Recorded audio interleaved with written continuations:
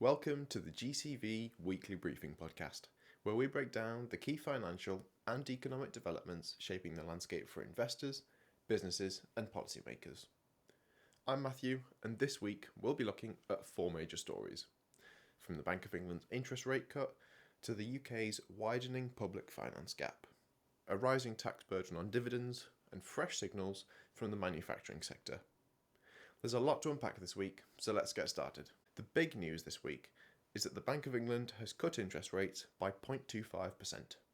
Now it's the fifth rate cut in the current cycle, and it comes in response to a mix of rising unemployment and weaker GDP growth. So it's fair to ask, why cut interest rates when inflation is going up? Well, this time the Bank of England isn't reacting to consumer demand. It's reacting to cost-driven inflation. In other words, prices are rising not because people are spending too much, but because businesses are being hit with higher costs, especially from energy and employment. The bank's approach is very different to the post-COVID rate hikes that we saw, and that matters. Those old playbooks aimed at cooling down overheated demand. They just don't apply here. Right now, inflation is being driven by structural pressures, not surging consumer activity. Instead, the Bank of England is trying to stimulate economic activity through looser monetary policy. That said, there's still a big question hanging over these decisions. If the bank has already made 5 rate cuts, why hasn't the economy responded? Well, last week we touched on one reason: the high levels of savings in the economy. Households still just aren't confident enough to spend, so the money's there, but it's staying put. Ultimately, this rate cut is significant, but it's only one lever. The bigger picture still depends on what the government does next, especially on energy costs and support for businesses. While the Bank of England is losing policy, the fiscal side of things is getting tighter and more politically sensitive.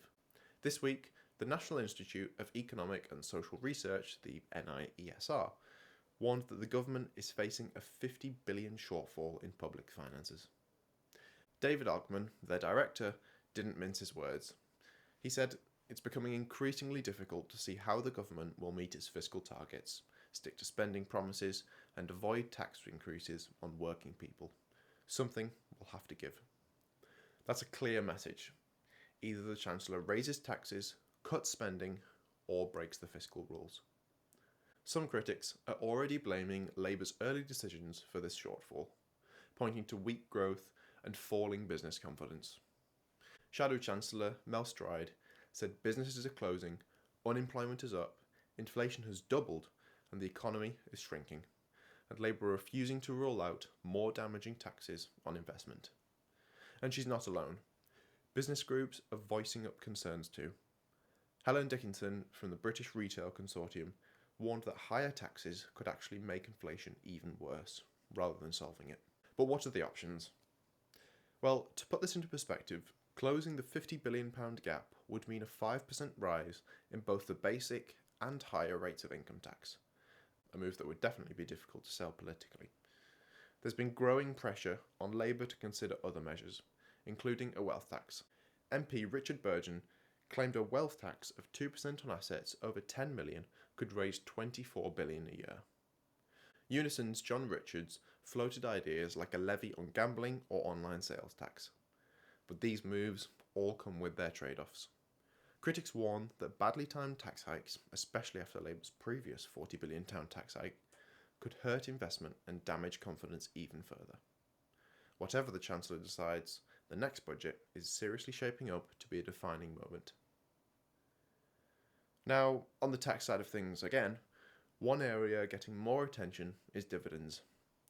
New figures show that the number of people paying dividend tax in the UK has more than doubled in 4 years, from 1.8 million in 2021/22 to over 3.7 million today.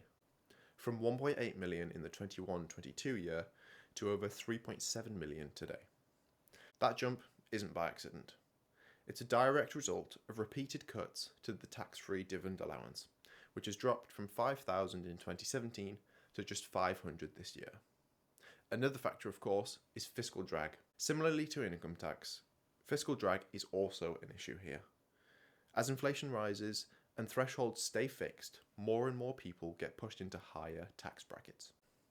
And there's also speculation that the Chancellor could go further in the autumn budget, possibly scrapping the allowance entirely.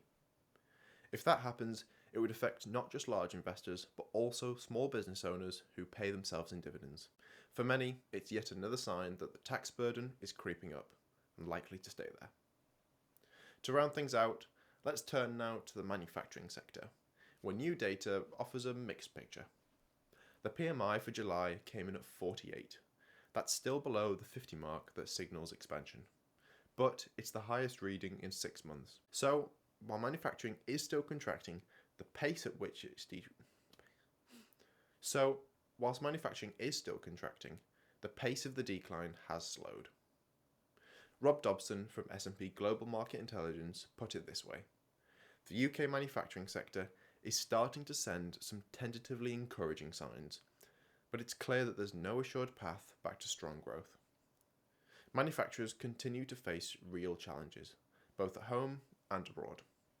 Weak demand, Brexit-related red tape, global tariff concerns, and overseas markets, especially in North America, Europe, India, and China, all weighing in on export orders. At the same time, labour costs are rising, and employer national insurance contributions are eating into their margins. Some subsectors are holding up better than others. Consumer and immediate goods producers saw a slight pickup, but investment goods, which typically reflect business confidence, fell even further.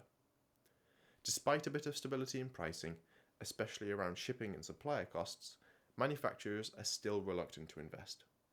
Skill shortages and uncertainty are still making firms hesitant to commit to growth.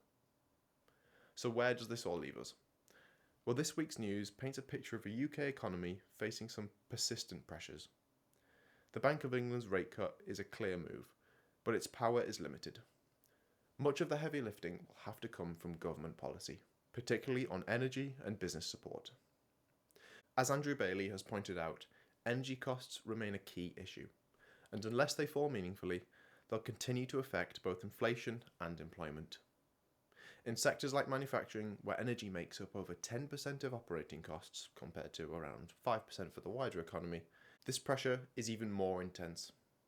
On another note, more people are paying dividend tax, and that burden could increase further in the next budget.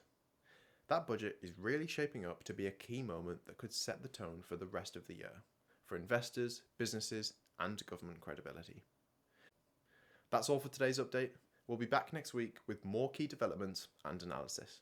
But until then, take care.